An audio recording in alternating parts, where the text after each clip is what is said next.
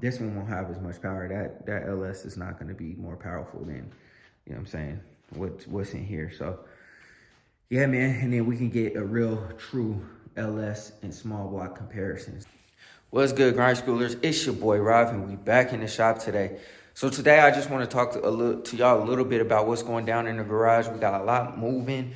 I know it doesn't seem like it because, you know, like keep doing the same rinse, wash, repeat, working on the body work and stuff like that. But I wanted to talk to y'all a little bit about, you know what I'm saying, what we got going down with the cars that's in the garage. Now, I know I said that, you know, I wanted my Impala to get out and whatever. We are doing a few things to the Impala just very slowly because my focus and my mind has been 100% on the Monte Carlo. And I keep trying to forge ahead on the Monte Carlo until I get to a stopping point. Right now, there's some things that I got to do to the car where I'm not at a stopping point. The cold is going to stop me, but there's so many things that still need to be done, and I'm trying to get those things knocked out. That's my goal, is just get all the little stuff knocked out so that when I can, when the weather does break for me, I'm able to just knock out whatever is left over and keep it moving, right? So anyways, the Monte Carlo is getting all the attention. The Impala, I actually am thinking about really working hard to get that car like dialed in, because something happened to my wife's car, you know, yesterday or whatever, and you know, we're not down to one car. You know what I'm saying? We got all these cars, but none of them really drive. Now, obviously, the Monte Carlo's on Jackson's, the Elko, I can't really drive like that. And the Impala, it drives, but it's not ready to drive, I should say. And then we have my truck, and then my wife's car is, you know, like, I got to fix what's wrong with it. It's nothing too difficult, nothing too crazy or major. You know, I could fix it in a couple of minutes, and then it'll be good to go. But it made me realize, like, man, realistically, bro, like, if the two dailies go down, you're down to one car. And it's kind of like, you know, it's not a huge deal because I don't really go nowhere. And everywhere I do go, you know what I'm saying, you know, like we're together, or if she got to go somewhere, she goes somewhere, or I go somewhere or whatever. But there are those select few times where I may need to go somewhere and, you know, she has the truck or whatever, vice versa. So I started thinking about it. I'm like, dang, man, what do I do? And I started looking at not new cars. I started looking at SUVs, like, you know, just a quick Tahoe or something just to have on the side, just in case one of the cars does go down, I could just hop in my Tahoe and keep it moving. But then I'm like, man, like the Impala is ready to go, bro. Like you literally got to finish a couple of things on it and it should be turnkey, even though I wasn't driving it in the snow or nothing like that. But like, you know, say for instance, something happened in the summer and I could just hop in the Impala and drive it or whatever. So I'm really trying to focus on getting the Impala together. And, you know, it's only a couple of things, but like I said, my focus has been 100% on the Monte Carlo. But I'm nearing a stopping point, and then I'll be able to jump all hands on deck on the Impala, get that done, not even worry about it, hop in, take it to emissions, get it plated, and then the car is ready to go, and then I can drive that. That would be the cheapest and easiest route, and then we'll have, you know, 3 cars instead of, you know, that are able to actually drive and go wherever we need to go instead of just 2. So that's the goal with the Impala. And yeah, man, like I'm just in here just trying to knock out everything until I get to a stopping point, and then, you know, whatever. But we'll talk about the Impala a little bit. We'll talk about the Elko, the Monte Carlo. I don't want to talk too much here because, you know, this is going to be probably a long update video, but it is what it is, man. You rock with me, watch the video, I appreciate it. Go ahead, hit that like button, hit that subscribe button, and we'll get to it. Listen to how this car purrs, y'all. She's so nice and tame and quiet, you know what I'm saying? Like, start her up, she comes alive when you hit the gas pedal a little bit, but, you know, we really need to show the Impala some love and some attention, man. It's been getting neglected ever since I've been working on this Monte Carlo, but, you know, I really want my Impala to be what I believe it could be. You know what I'm saying? Like a 70,000 mile Impala that I just hop in, turn the key, and I drive. That's what I envision for this car. But I'm gonna move it out the garage, and yeah, you know what I'm saying? I'm gonna move it out the garage because it's starting to get a little fumey in here. I just wanted to warm it up real quick. And then I'm gonna pop the hood because I want to talk about something in here, and then we'll get to whatever else is next. All right, y'all. So, I don't know if I mentioned this in my last video, but the Impala has been having issues with like regulating its RPM, I guess you can say. And now I changed the IAC valve because that's what I thought it was. And I was talking to my dad. The battery, for whatever reason, keeps dying. And I know this car takes a lot of voltage and all that kind of stuff. And I'm like, why does it keep dying though? Like, it's not even been a couple of days. Now, it could be, I won't even say that it's because of the battery, because I switched the batteries and it does the same thing to all the batteries. Like, I put a new battery in here, it drains it out. And I had to start it every few days. You shouldn't have to start the car every few days for the car to, you know, whatever. So anyways, somebody pointed this out a while back, that this alternator is not for this car. You know what I'm saying? It's a lot smaller. So what I think happened was maybe somebody got a cheaper alternator. The alternator might have went out. They got a cheaper alternator, put it there. And you can tell because look how the bracket is made, and look at the alternator. So it fits in there, you know what I'm saying, and it's doing whatever it got to do. But I think if I'm willing to bet that the amperage on this alternator is too low to power this car. So that could be the reason why, you know what I mean, like we're getting inconsistent RPMs and stuff like that. And then also the starting issue. So what I'm gonna do is with the Impala, I'm gonna change the alternator and I'm gonna change the fuel pump. I had a fuel pump, but I sent it back because it was an AC Delco, and I don't want to do the job twice. So with the AC Delco, it limits on what I could do with power. If I get I think it's a Walboro or whatever, 55 or whatever, then I can, you know, add more power without having to worry about it. So I just sent it back. I'm gonna get the Walboro when I'm ready to like actually change the fuel pump, but the fuel pump's gonna get changed. Everything else on this car has been like gone through and gone over. And you know what I mean, like it just that's all I need, really. That's all I think I need, at least. I mean, there's really no leaks coming from the motor. The leaks come from the U-joint and the transmission pan, and that's pretty much it in here. Everything else is pretty much new, so the car should run and operate like it should.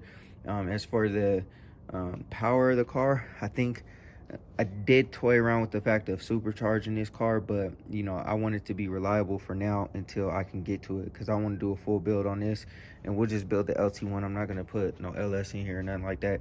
I'll just do the LT1 383 it, supercharge it, and I'll get well over 500 horsepower out of this motor alone, and still have semi-stock form, you know what I mean, the motor that came with the car.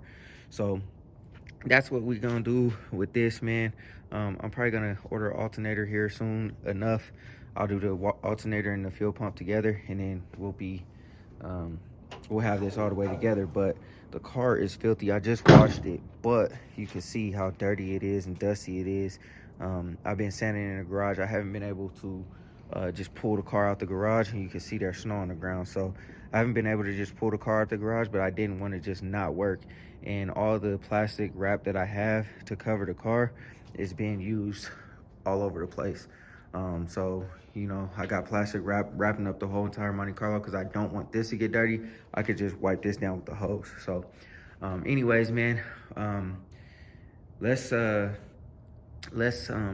basically, I guess, talk about what we got next for the Monte Carlo, because I did get something in, and I want to kind of talk about the plans now that it's getting colder and I'm getting like stopped on like the body work and stuff.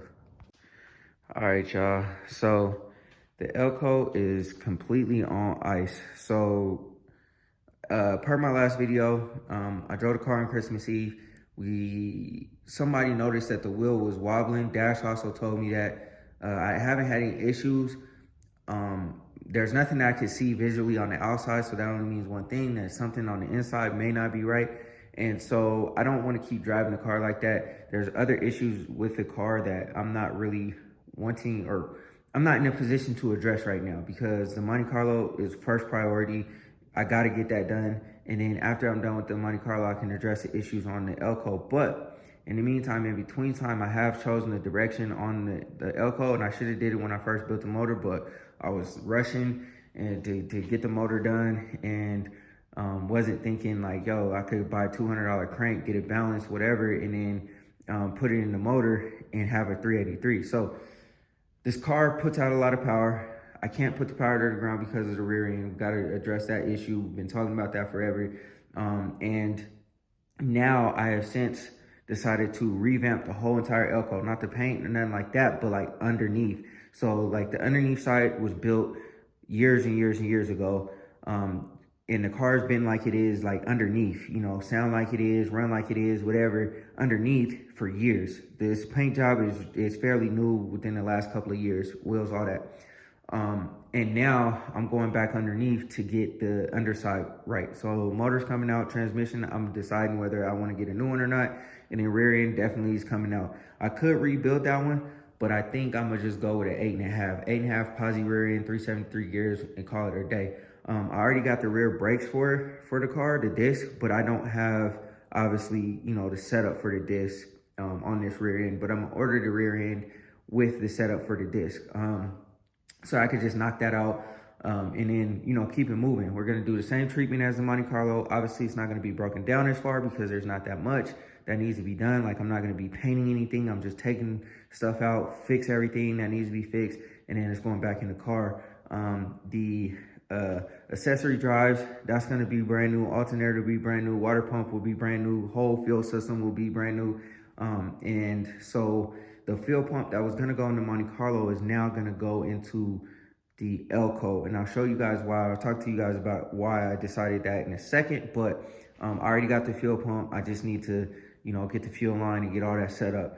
And it's gonna have a new gas tank, all that. So we're revamping the whole entire elko underneath, so that's 100% right, ready to go. I could slide, I could have fun in it, enjoy it to the fullest extent. Right now, it's kind of like, man, like, I know it runs, I know it's good, but I'm still kind of on edge. I don't want to be on edge no more. I want to just drive the car. So that's what's going down with the elko. The elko won't be moving from this spot until we can figure out the rear end issue. But once I do the rear end, I'll do the undercoating and all that kind of stuff, and then take the motor out, and, you know, we'll go from there. But that's what's good with the elko. Like I said, we don't have any other issues concerning the elko right now. We just got to get it done once the Monte Carlo's done. And then I'm gonna just keep it maintained by pumping up the tire and start it every now and then to make sure that the fluids keep, you know, doing what they do. But other than that, that's where the elko lies. Man, this is crazy. So I obviously moved the Impala out the way. I was looking for this socket for like 30 minutes. And they always go where you don't think. So it was on the top of the Monte Carlo, and this is to get the seatbelts out. It's a T45. It was on top of the Monte Carlo, and, you know, like, I had to obviously clean off the top of the Monte Carlo. And I don't know how it ended up there, but it did. And obviously I was looking for this, and you can never find it when you need it. And I told myself too, like, watch me find it when I don't need it. I already got the seatbelts out, and, you know what I mean? Like, now I don't need it, and I found it. So that's how it goes, man, working on these cars. But I thought I'd talk to you guys about the Monte Carlo real quick. You'll see in the next video what I'm doing is sanding down the whole entire car. We're getting it prepped, ready to go for the primer. I won't be able to prime for a while, but I thought that if I get everything prepped, ready, get the window, everything masked up, everything done, then I could get this done, ready to go. And by the time I am ready to prime, I could just mix up the primer, wipe the car down, and shoot it instead of trying to prep and then tape off and all that kind of stuff. It'll already be to that point. I won't be able to shoot the car for a while, so, you know what I'm saying, we don't even got to worry about that. But I have started to get some stuff in for the Monte Carlo, and now that it's starting to get cold, I have to attack other parts of the car. This is what I had planned to do before going this far. Like I told you guys in a few videos ago, that I had only planned to do the undercoating and get the firewall done. And pretty much that was so that I could still work on the motor and get the motor in during the wintertime when it's cold, instead of, you know what I'm saying, having to worry about paint and all that kind of stuff. And then once it warmed up, I could start painting and won't miss a beat. However, I got to get a lot further than that. The paint job's almost done. I have a couple more spots that I got to finish. But once I sand this down and I do my stages, my 180, 320 and all that kind of stuff, it'll be ready to paint. Everything will be ready to paint. Everything underneath is painted and ready to go, with the exception of underneath the hood or the trunk and all that, and obviously underneath the hood that I don't have yet. But yeah, man, I have started to get stuff in.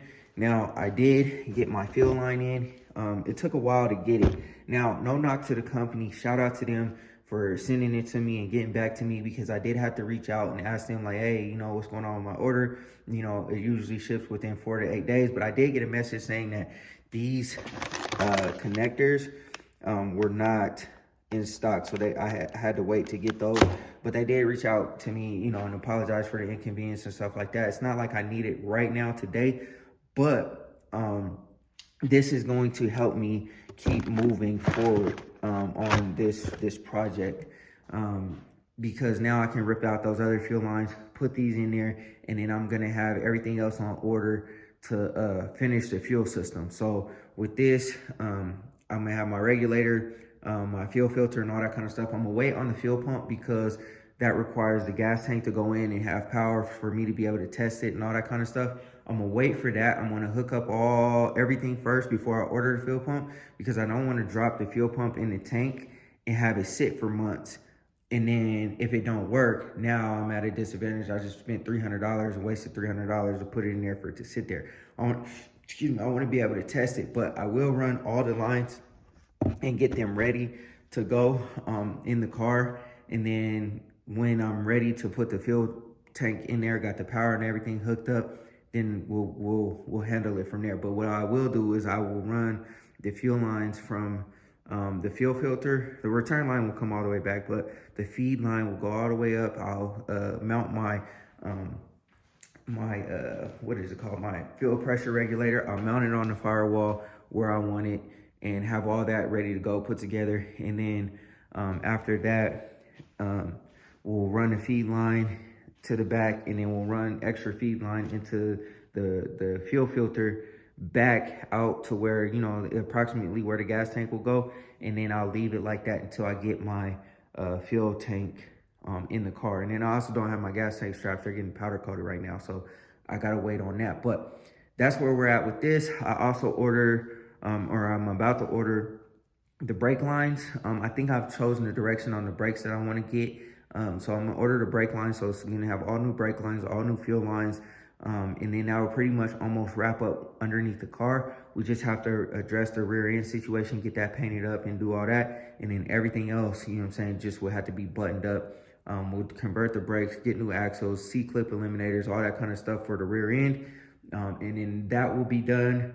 And then to the motor. Now, I spoke a little bit about this in my prior video, but with the motor, what we got going is, and I'll probably put the throttle body on here so I'm not getting this dust. I'll probably clean this out. But we only have a couple of things that we need to do in order to button up the motor. And so what I'm gonna do is I'm going to, the front part, no, this gotta come back off. This gotta come back off because I gotta check the oil pump. So I'll do that, and then I gotta get a harmonic balancer or crank pulley or whatever you wanna call it. And then I need head gaskets, that dumbbell that goes in the back of the motor. What else do we need?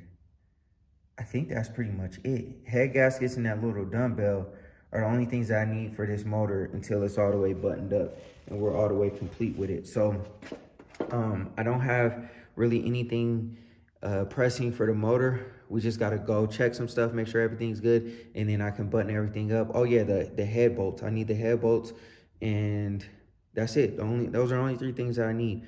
And then also we'll take these cylinder heads off. I'm gonna clean the valves, and then I got the valve stem seals. I got new ones to put on here because I think I damaged a couple of them when I was putting them on the first time, the one that came with the kit. So we'll go ahead and replace those, clean the valves. I'll probably take these cylinder heads inside so I don't have to do it out here in the cold. I'll just take it inside and do it one night whenever I feel like it, and get the heads cleaned up, and those will be ready to go. And then once those are ready to go, I can go ahead and button them up and get the head bolts together and tightened on down and torqued down and stuff like that. The cylinder heads will be officially on there. We'll leave the valley tray like just kind of like that, because we need to change that out in order to drop the motor in. And then obviously the intake won't go on until the valley tray and all that stuff is on and it's in the car, but we'll assemble that in the car. I'll probably put the throttle body on because I don't want dust getting in there no more. And then we're gonna order everything, all the sensors that we need. So we got the cam sensor there, the oil pressure sensor will go there, and then we got the one for the crank. I'm about to have those on order, and then I'll also order up my my motor mounts so that those can go off to get powder coated. So not too much for the motor, but I do have to go in and change a few things and get it all buttoned up, and then that's ready to go in the car. That'll take me like less than a couple of hours to get all that done. I also ordered, or I'm about to order some new valve cover bolts, and then valve cover gaskets, and then this will be done. So yeah, man, not much that needs to be done on the motor, and then we're gonna build the transmission. I'm getting prepared for that. I'm probably gonna borrow that other jack from Dash so I can set the transmission up right and, you know, do whatever I gotta do to get that good to go. And then after that, man, there's not much more that needs to be done to this Monte Carlo, man. Like probably take me, I'm gonna say a week, less than a week to get the motor and the transmission ready to go. If I do that while it's still cold, by the time it gets warm, I'll be ready to spray. And I could just be working on putting in the motor and the transmission in, because everything that I need to do underneath the car is will be ready to go. Oh, I also got motor mounts. So I need to clean this shelf. This shelf will get clean as things go back on the car. But I got, not motor mounts, body mounts. So I went with the black because it didn't make sense to go red. But yeah, here's the body mounts. Got all of our washers and all that kind of stuff. I need to get the bolts that go with this, but other than that, man, we got the body mounts. So we are pushing along, man. We're pushing along, and then, you know, if it still continues to be cold, we'll start attacking the brakes and then getting the brakes done. And then once the brakes are done, boom, then we could go ahead and hopefully the motor and transmission will be ready to go. Drop that in, work on all the electrical, get the fuel tank in, and then boom, off we go, man. Car will be ready to start hitting the streets. So not too much needs to happen, but, you know, things need to happen nonetheless for us to get this back on the road.